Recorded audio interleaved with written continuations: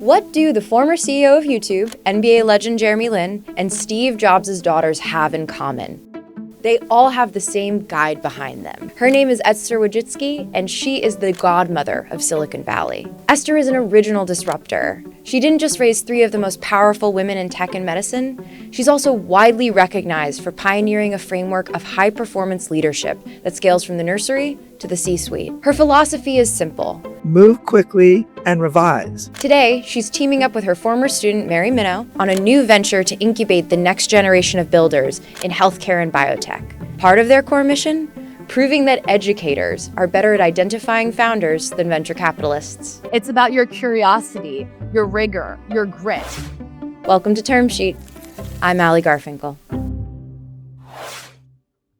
Now, before we get to the interview with Esther, I just wanted to say I have been reading your emails. I have been reading your comments. I am also so excited about the secondaries market, and I am excited that you are excited. We are planning some episodes around secondaries. We're planning some stories around secondaries. I am very excited to bring you more on that topic. Keep telling me what you want to hear about. Now, on to this week's news. On Monday night, the news dropped that Tim Cook was stepping down as CEO of Apple. Now, you might be sitting here thinking, this is a public market story. Allie, what are you talking about? I would argue it's a private market story for two reasons. First, consider who the successor is.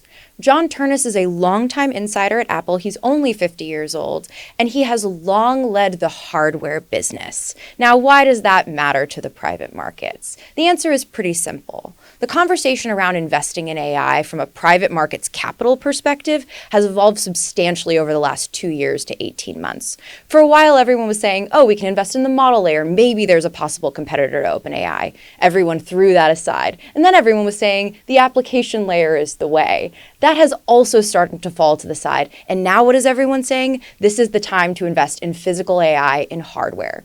Clearly, Ternus is someone who has been chosen because he is someone the board believes can execute Apple's AI strategy, which there are a lot of questions about in the public markets. And I do wonder if it's an indication that Apple sees physical AI, hardware, as the real future of where they should be investing in artificial intelligence. The second thing to consider is acquisitions. Apple has a history of doing smaller deals that are generally quite specialized, but earlier this year, Apple acquired a company called QAI, which focused on audio out of Israel to the tune of almost $2 billion. Now, this matters quite substantially for the private markets if Apple indeed, under Ternus's leadership, enters a period of acquisitions. The private markets are liquidity starved, as many of you who watch this know, and that would be very big news. You know, we're a few years into the AI boom now, and I know there are concerns about regulatory matters and what can and can't get approved. However, I do think it is actually going to be an interesting time for acquisitions, particularly for big tech for the rest of the year. I'd be curious, Termsheet audience, what do you think? Who's going to be out there doing deals? Send me an email, send me a message. I would be very curious to know. And now, without further ado, on to my conversation with Esther and Mary. Well, Esther Wojcicki, thank you so much for being here. You are a parenting icon. You have raised three high-achieving daughters who went on to be leaders at YouTube, 23andMe, and in medicine. Talk to me about your advice to fail fast and revise. So I think that all learning involves failure. That means you try to do something and then it doesn't work out. And so the fact is you just need to do it again and do it again until you get it right. Unfortunately, the school system usually gives you one shot. If you have that one shot and you get a bad grade, you get discouraged and want to do it anymore because, you feel bad about yourself and you didn't do it well and all that stuff. So I got rid of that. You couldn't get a bad grade in my class. You could just revise until you got it right because all these mistakes that people were making were just examples of them just not knowing it when somehow they didn't understand it. But when they revise, then they understand it and they do it perfectly. My classes were very large, but almost everybody got an A because they never had to worry about the grade. They just had to worry about learning from those mistakes they made. So my philosophy is move quickly and revise. It works. And it works in companies. I was going to say, it sounds like it works in a classroom and it works in real life. Yes, it works in real life. Nobody does it right the first time. I mean, just look at all these companies. I mean, if you didn't do it right the first time and then they fired you, I mean, that would be the end of the company. Yes, you need to remember everybody needs this opportunity to revise. Well, and I think the other thing about it too is it's actually hard to fail the first time. But when you have a blueprint for failing, you know what it feels like. You know it doesn't necessarily feel good, but you know how to move forward afterwards. What are some stories you have about people who have failed spectacularly the first time and then revised? Well, one of them is my daughter, Susan, that headed up YouTube. Can I just tell you briefly? Yes, please. Before YouTube, there was something called Google Video. I don't know how many of you ever heard of Google Video. And let me tell you, it was a colossal failure. And Susan had to go before the board and say, you spent all this money and it didn't work. But by the way, I found this other company on the side that is going to work. And it's called YouTube. And you're going to have to pay another $1 billion to get that company. Talk about a colossal failure. But she owned up to it and did it and made a plea to the board. And then they bought it. And look at where it is today. It's the largest on the web, largest video platform. So you see, you can't do it perfectly the first time. What was your conversation with her like around that time? Did she come to you for advice? Well, she came to me for a lot of advice, all different kinds of advice, parenting advice, what I should buy. Was this dress better than that one? All that kind of stuff. She was pretty firm in what she was doing in terms of she knew that what she was doing didn't work. Her only question was, should I really move forward on this other company that I just found? It's just a little company, and there were just 2 guys involved. So, of course, I said, well, if you found something that you think is going to make a bigger difference and going to fulfill your dream, go for it. Yes. Don't worry about, telling them you made a mistake. Just do it, which is what happened. She did it. And here we have today, YouTube. Thank God. Well, and YouTube is among the most successful businesses in the world, even without the context of Google at this point, right? But at the time, it really wasn't obvious at all. Sort of to this end, what is the secret to raising a future CEO, if there is a secret at all? Well, so I have this acronym, TRICK, and I have an app which I created with a group of engineers called Parenting Trick. So the app is to help parents raise happy, successful children. And TRICK stands for trust, respect, independence, collaboration, and kindness. It works in parenting, it works in the classroom, and it works in all your relationships, and it works in corporations also. Everybody wants to be trusted and respected, whether they're 5 years old or 50 years old. Nobody wants to be disrespected, ever. And so respect means you give people an opportunity to talk and explain their position. Just like kids, give them an opportunity to say why they think they should have 3 chocolate chip cookies instead of 1. Give them an opportunity. Give them as much independence as possible. Collaborate with them instead of dictating. That's what's going on in the world today. Parents are dictating, telling kids what to do all the time. They're worried they're not on the right path. There is no right path. What's happening next century is different from what happened last century. So, kids have to be able to think. Creativity is the most important. Critical thinking skills are the most important. And then, of course, kindness. Kindness, we all respond to kindness. Everybody needs to have kindness in their life. It's like you might forget what you said. You might forget what happened, basically, but you'll never forget how people made you feel. Maya Angelou, she made that statement, and I think it's true. Nobody forgets about how they felt during a situation. That's why when a teacher yells at one kid in the class, just one, every single kid in that class identifies with the kid that's being yelled at. It's a feeling. And it's important to realize that how you feel is really, really the key. It's important. You want to feel good about yourself. You want to feel that you can make a difference. And that's true for everybody. So that's my trick philosophy. You said the next century is going to be very different than the previous one. What do you think needs to evolve in parenting to meet this next century, to prepare kids? I think kids need to be able to be innovative. They need to think critically. They must, because that's what's coming for them in the next century. You can't just follow a path. That's what we did in the last century. You know, you went to college or you went to high school, graduated, went to college, got a job, stayed in the job, retired, and that was it. That's not happening anymore now. And now with AI, the world is totally different. And kids have to be able to think, and they have to be able to make decisions that are smart, independent. They have to stop being afraid to make a mistake, because you're not going to get it right the first time.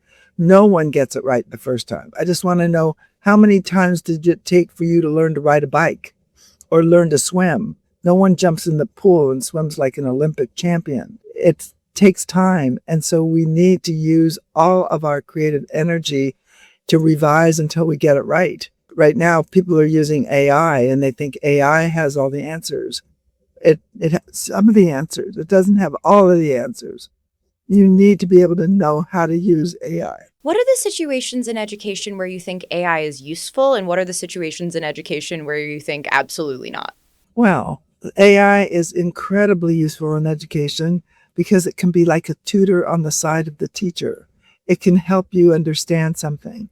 So if you are explaining how to do like fractions, or you're explaining how to do quadratic equations, or whatever you're explaining, and the child doesn't understand, they can go to AI and ask AI to explain it. People should not be afraid of AI, especially teachers. It's very useful in helping explain concepts, ideas, vocabulary, how to write. So that's what I've been doing with all the people that I'm working with, all the students, using AI as a way to help you understand something.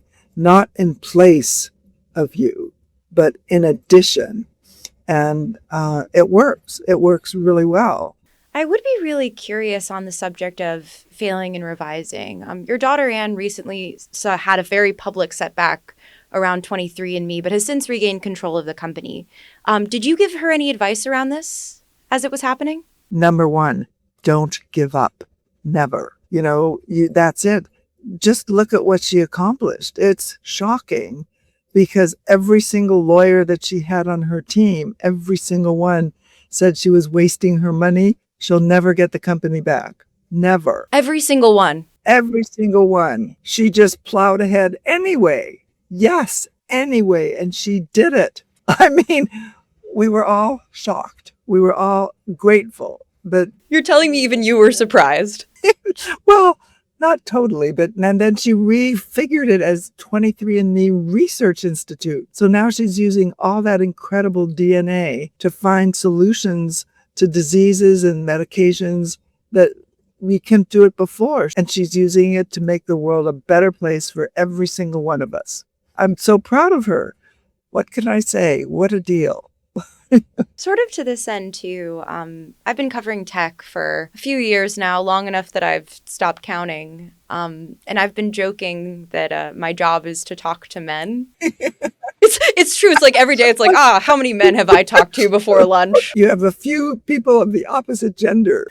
Yeah, it's always like, it's like, oh, God, Jesus, is there a woman anywhere in here? Good God. But it's the sort of thing where Susan and Anne are examples of women who've succeeded in tech, and the reality is there's only so many of them. What have you sort of learned from watching your daughters navigate such a male-dominated industry? And what do you think has made them successful? Well, number one, I think it's very difficult for women to deal with the male dominance in industry. But the fact is, you don't want to give up. And also, you don't want to have a grudge. You never carry grudges, because grudges take energy. And then also people change and the grudge might not be warranted. I remember that when Anne was first hired on Wall Street, she worked as an analyst on Wall Street to start. She was a little bit on the young side, so she might have been 22 or 23. And when she walked into a room full of people, she was working as a manager of a large Swedish biotech fund. When she went into that room,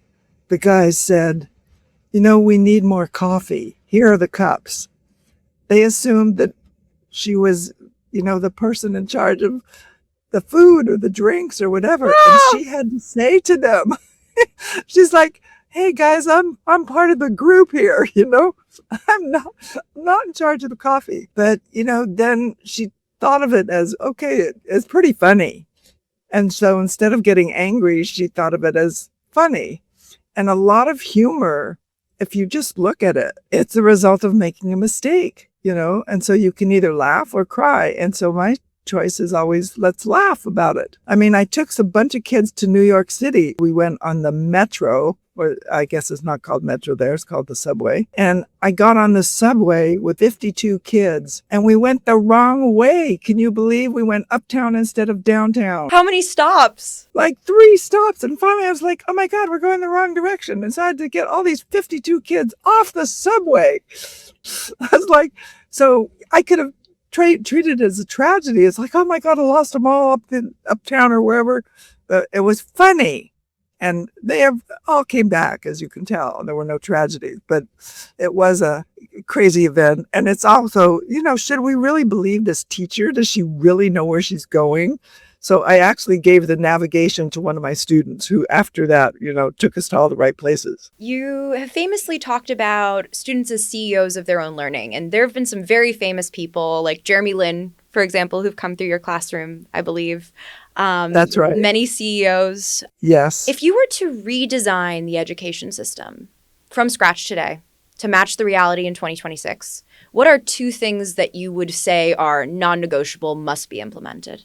Well, number one is I would change the grading. If not getting rid of the grading, I would change the grading system so that people wouldn't be so discouraged all the time. Kids get discouraged and then they think they aren't good at something. The second thing I would do is I would make at least 20% of the curriculum peer-to-peer project-based. So I've tried to change the whole curriculum. So let me tell you, I'd like to see 100%. But realistically speaking, since I've done this for so long and been trying forever, I think if we just had 20% of the time where kids were in charge, they got to come up with their own ideas, they worked together, peers, they worked with AI, they did projects that they care about, I'll tell you, no one would drop out of school. But right now they're dropping out because they don't get that opportunity. Today, they are memorizing the answers to last century's problems. And they don't want to do that anymore. They're sick of it. And so they drop out, which is very bad. It's unfortunate. Well, and the answers to last century's problems wouldn't have been helpful 15 years ago and definitely won't be helpful for the next 25 years, if I had to guess. That's right. Won't be helpful. And, the schools should know that. I mean, they're teaching information that is no longer relevant. On the subject of problems of the future, it's time to bring in Mary. Hi, Mary. Hi, Allie. It's good to see you. Can you tell me very quickly about the mural in the background? Of course. Yes. So I am sitting in TreeHub, which I'm excited to tell you more about. And this is a mural done by Michaela Karthik. And it actually has the handprints of everyone who was involved in TreeHub, ranging from Esther and Anne to myself, my partners, Roxana, Alex, Derek, and even my children. Their handprints are on the wall. Even your children's handprints are on the wall. Now, TreeHub is a Silicon Valley-based accelerator and venture initiative that's co-founded by both of you, focuses on healthcare and biotech. My understanding is you've invested in about 12 companies in stealth. Mary, walk us through what the core mission is. TreeHub is, we actually call it a residency program. So our idea is to bridge lab to launch for the best and brightest computational health builders out of academic circles. And for me, this started when I was recently postpartum from my second child. A loved one got diagnosed with acute leukemia. And so at 5 weeks postpartum, I became my full-time job to keep this person alive. And they're doing great. But had nature taken its course or the healthcare system taken its course, that wouldn't have been the case. And I became a little bit problem obsessed. I'm a student of Esther's. I believe in iterating on things until they're correct. And so I couldn't believe that we sit here and let the healthcare system operate the way it does, because truthfully, all of us wind up in that bed one day, right? And so I sat there watching someone I love in the bed realizing that I will end up there and I will wish I'd put more energy into fixing it. So at, I don't know, 4 months postpartum, I showed up at Esther's door with my son in my arms. And I was like, you have to help me fix health. It's terrible. And she was like, Mary, maybe, kind of, okay. And I kept coming and I kept showing up at her house until, I don't know, maybe 3 days later, she said, I'll do it. You've convinced me. Gosh, that was late summer. And in October, we closed on our first capital for the AI Health Fund.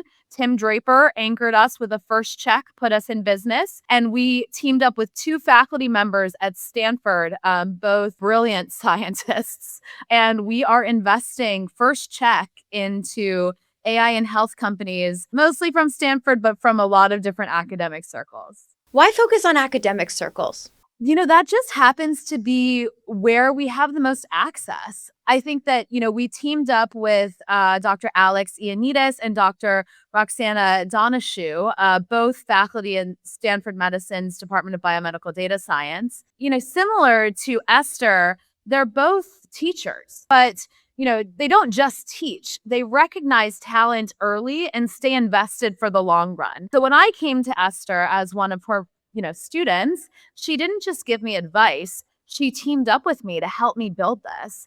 And Alex and Roxana take the same approach to what they're doing. I think academia is a really interesting place for us to focus because we kind of have this hypothesis. The people who are best at spotting and cultivating founders aren't necessarily investors, they're educators. And so now we're empowering educators to actually write checks into those companies and to help them succeed early to change the trajectory of the company. Truthfully, Allie, because things stay in academia for far too long. We need to commercialize these things faster, and we need to get people healthier more rapidly. Well, and you're getting at something that I think is really interesting. A traditional VC, in theory, is seeing a founder at their best. They come in for hopefully a polished pitch, right? Whereas an educator, to Esther's point, is seeing somebody learn, which is inherently a vulnerable experience and inherently involves failure in a lot of cases.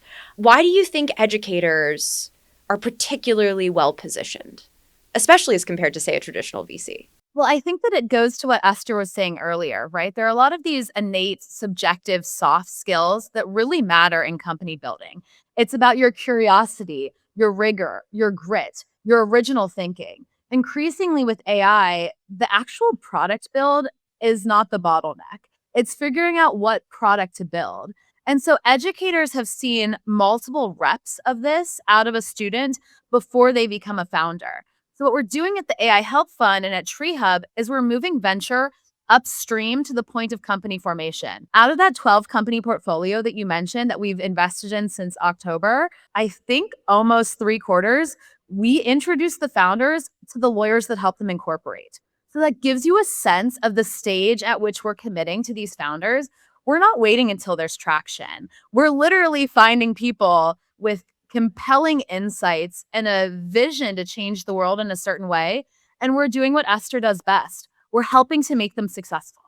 Now, Esther, Mary was your student. Have you guys ever read the book Tomorrow and Tomorrow and Tomorrow? It's a famous novel that made sort of the rounds in a bunch of book clubs. And there is a great moment early on in the book where one character looks at another and says, this is what time travel is. It's seeing someone both as they were and as they are at once. And as Mary's teacher, you actually can see Mary as she was as a student and as she is now. And I'd be curious what made her stand out as a student? What made her, what was true then and what is true now? What's changed? Mary was a great student. She had just moved and she wasn't quite sure what was going on in school yet. And so luckily, I was one of her teachers right then and there. And immediately I could recognize that this was a really smart kid who had just had a little bit of a dislocation area where you were living and so forth. And so she needed a little bit more support. And I was right because she just bloomed under my system, which was giving kids this opportunity to revise and do it again and work on projects of their own choosing and so forth. And then I stayed in touch with her all these years and also stayed in touch with her, after she graduated from college. And now she, of course, is a mom. But I've done that, for a lot of my students. There's a a lot. I cannot tell you how many hundreds. And because I actually, if those kids have someone who believes in them and who can help them mentor from time to time, it changes everything. And fortunately for me, Mary lives close to me.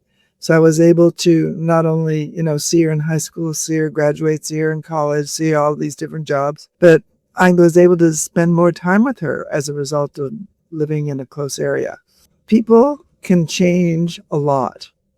And I think my goal with most kids, most people, is to give them that opportunity to be the best that they can be. And if you have someone who believes in you and mentors you, you can then believe in yourself. And that's the key. And Mary, this gets at something that I think is really important when we're talking about investing in folks this early, because you're not investing in a product, you're investing in a person. That does make me wonder what specific traits you look for, especially when it is just somebody who is really smart, but isn't yet what a VC might call founder ready. It's a great question and something we think about a lot.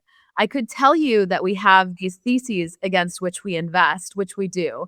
But what I actually care about when I meet a founder is that they have a unique insight about the market and they have a determination to make the future look like that. And so it's both the hard skill of understanding the market, the product development, the need identification, but it's also all of these soft skills that Esther talked about. It's the curiosity, it's the grit, it's the tenacity, it's the determination, it's not giving up. So we have this really interesting cycle where we run pitch competitions on campus regularly. And we've been doing monthly this year, and I suspect we'll continue that way. And what's really cool about that is we get multiple cycles with the founder early. So we give them feedback on their deck, and we see how well they incorporate that feedback in time for the pitch night. Very similar to how Esther did when I was in high school. I would hand her an article that I wrote in her journalism program. She would provide me with feedback, and I'd have the opportunity to get a better grade by revising that.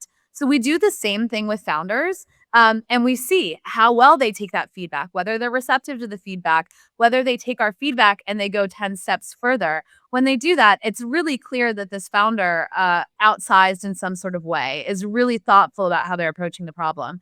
And that's when we get excited about supporting them. I'd also be really curious. One thing I've been saying to anybody who will listen is that the more I do this, the more I'm only interested in industries that my parents in Florida would care about. And one of them is healthcare, because to the point of something you said earlier, Mary, everyone has experiences with healthcare. I'd be curious for each of you, and we can start with you, Mary, and then go to you, Esther. What do you believe the future of medicine looks like right now if we don't change things? Well, I would start by saying I think that medicine is changing. It's like the fastest growing adopter of AI.